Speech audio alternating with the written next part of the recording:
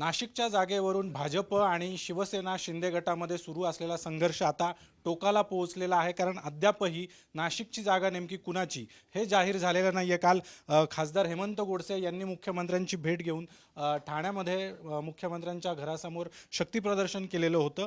काल ठाण्यात गेलेला होता, मुख्यमंत्र्यांची भेट झालेली आहे, काय शब्द दिलाय? खरं तर नाशिकची जागा ही पारंपरिकरित्या ही शिवसेनेची आहे आणि म्हणून सर्वच या गेल्या काही काळामध्ये इतरही पक्ष दावेदारी करत होते आणि सर्वच शिवसैनिकांची आणि पदाधिकाऱ्यांची इच्छा होती की ज्या काही शिवसैनिकांच्या भावना आहे या आपल्या वरिष्ठ पातळीवरती मुख्यमंत्र्यांपर्यंत पोहोचाव्यात आणि म्हणून आम्ही सर्वच पालकमंत्री आमदार सुहासांना कांदे, सर्व संपर्क प्रमुख, सहसंपर्क प्रमुख, जिल्हा प्रमुख यांच्या माध्यमातून सर्वच शिवसैनिकांच्या भावना मुख्यमंत्र्यांपर्यंत पोहोचवण्यासाठी आम्ही त्या ठिकाणी गेलो होतो। तुम्ही 2 टर्म खासदार आहात, का आता अशी वेळ आली आहे की मुख्यमंत्र्यांपर्यंत भावना पोहोचवाव्या लागतात? नाही, प्रत्येक पक्ष हा स्थानिक लोकसभेवरती त्या ठिकाणी प्रत्येक पक्ष हा दावेदारी करतो आणि म्हणून आम्ही गेले अनेक दिवसापासून सर्वच दावेदारी करत होते आणि आपण दावेदारी करत नाही अशा प्रकारची भावना सर्व शिवसैनिकांची होती आणि म्हणून खऱ्या अर्थानं त्यांच्या भावना मुख्यमंत्र्यांपर्यंत आम्ही पोहोचवल्यात। भाजपकडून सातत्याने नाशिकच्या जागेवर दावेदारी केली जाते। काल तुम्ही भेटून आलात, आज भाजपचे लोकप्रतिनिधी पदाधिकारी देवेंद्र फडणवीसांना जाऊन पुन्हा एकदा भेटणार आहेत आणि जागा भाजपकडे ठेवण्याची मागणी त्यांच्याकडून केली जाणार आहे। प्रत्येक मी सांगितलं का प्रत्येक पक्ष हा दावेदारी करणार, परंतु राज्यस्तरीय महायुतीचे जे काही नेते यावरती निर्णय घेणार आहेत तो अंतिम असणार आहे का कुठली जागा कुठल्या पक्षाला सुटेल आणि त्या पक्षाचं नेतृत्व करणारे त्या ठिकाणची उमेदवारी त्या ठिकाणी जाहीर करतील।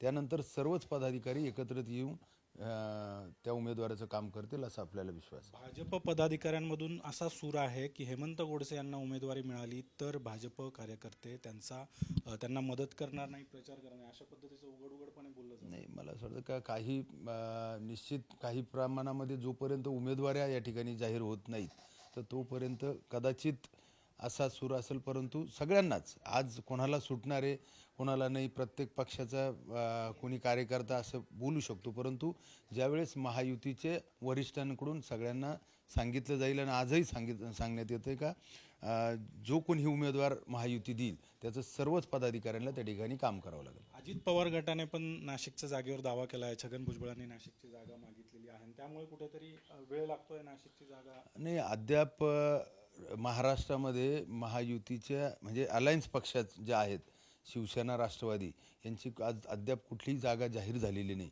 आणि म्हणून ह्या जागा निश्चित लवकरात लवकर 2-3 दिवसामध्ये या ठिकाणी जाहीर होतील। नक्कीच आपण पाहतोय नाशिकच्या जागेचा तिढा अद्यापही कायम आहे, त्यामुळे पुढच्या 2 ते 3 दिवसामध्ये नाशिकची जागा नेमकी कुणाला मिळणार, शिंदेंच्या शिवसेनेला की भाजपला, हे पाहणं महत्त्वाचं असेल। कॅमेरामॅन विकी कदमसह अभिजित सोनवणे, साम टीव्ही, नाशिक। देश विदेशातील प्रत्येक घडामोडींचे लाईव्ह अपडेट मिळवण्यासाठी आता साम टीव्हीच्या सर्व सोशल मीडिया प्लॅटफॉर्मला लाईक, फॉलो आणि सबस्क्राईब करा। तसंच सर्व नोटिफिकेशनसाठी बेल आयकॉन प्रेस करायला विसरू